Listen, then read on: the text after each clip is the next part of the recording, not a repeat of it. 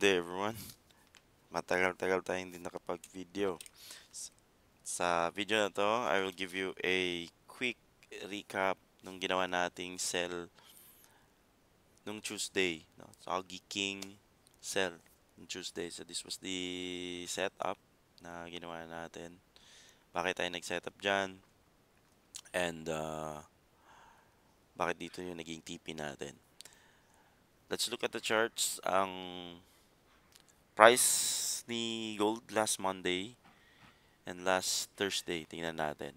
So this was the Thursday, last week.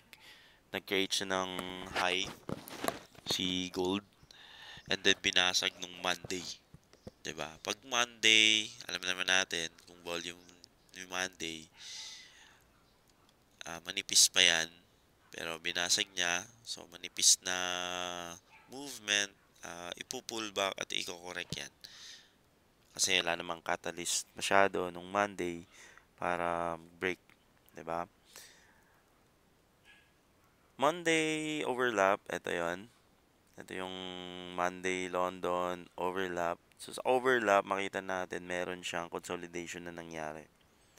And then, if ever nag-sell kayo dito, kasi 'di ba, Monday volume, Asian pa yung nag-break. Usually, yung isip natin doon, no, kung pina-follow yung strategy is that you correct it, magpo-pullback yan. But it's Monday, 'di ba? Kung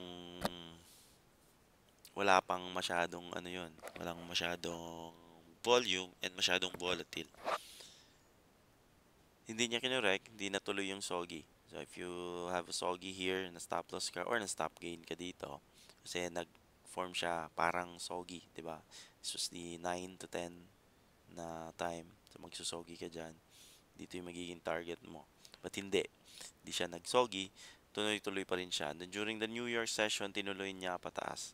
And on Tuesday, nakita ko na this is the time na pwede tayong mag-soggy kasi meron tayong Wednesday and Thursday. Okay, so may mga economic data na release na yon. So meron tayong catalyst. Now, London session, nag-high siya. Makita natin here. Nag-high. Then created a low. Then created another higher high. And I created dito. So dito yung ina-expect ko. Pag nabasag to, magsusogi king ako. Okay? Then during that New York session, nabasag siya. Nung nabasag siya, ayun, anantay ko kung babasag pa ulit yung isa dito. So nabasag din pero bumalik. Then I was expecting na magsusog ito. Dito na lang ako mag-enter to be safe, no, dito sa weeks na to. Ito. Yan, nag-enter tayo diyan sa 3780. Whole number, then yan, psychological. Then we put a stop loss at 3795, 3794, may get 3795.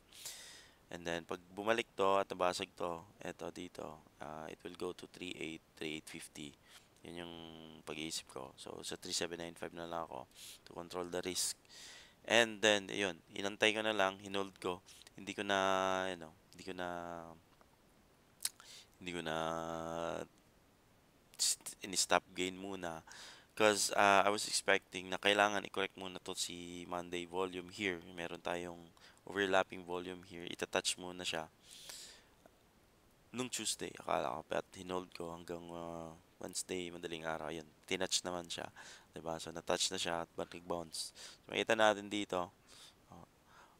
Kung di nyo pa familiar to, just review. May mga video tayo dyan how to identify a solid support and a solid resistance.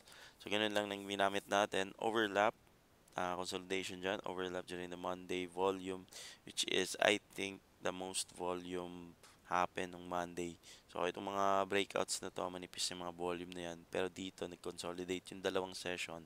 So, I considered it as a solid support or support na doon magre-react yung prices. Now, umangat, bam, nag-bounce siya dito ng konti, but it's Asian. Hindi ako masyadong tiwala sa mga volume dyan. Then, yun, kaya hinold ko kasi Asian lang naman to. Tapos Asian na pump na naman, and then London nag-create ng lower high, and then sabi ko, okay, tulugan. Tingnan natin bukas. So, pagka kinabukasan, paggising natin, ito nangyari.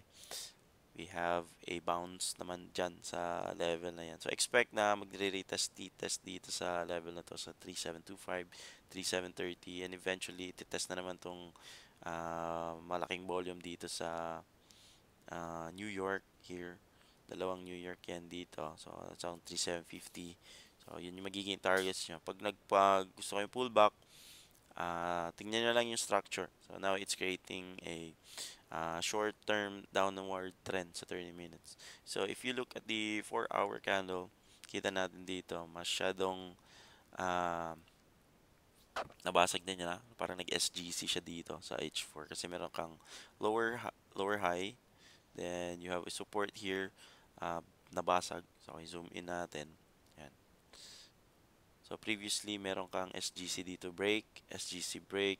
Now, the SGC break, the second break, merong support na na-form. And then, eventually, nabasag yung first SGC break, testing the another SGC break here. Ito, SGC break, SGC, tested support, bam. Ito yung testing ng support ng SGC. So, kung titingnan nyo, meron kang break dito. Wala namang SGC dyan. So, if ever na mag-SGC na downward trend yan, didiretso yan hanggang dito kasi ito yung pinaka-SGC mo. So, kaya nasabi ko dun sa, pwede kayo sa 3.7. So, eventually, baka i-test pa si 80 or 90. So, tingnan natin pag hindi nag-hold to. Pero pag nag-bounce off dito at nag-create ng parang soggy, it will retest here sa mga 37, 60, 80, or 50. Diba? So, if you are holding cells, so kung mataas-taas at 37 ang target mo, maybe you can achieve it ngayon or maybe next week. Diba? So, yun lang for the video na to. I hope may nakuha kayo and I hope you will have a profitable day this week, this day, and a profitable week this week. God bless everyone.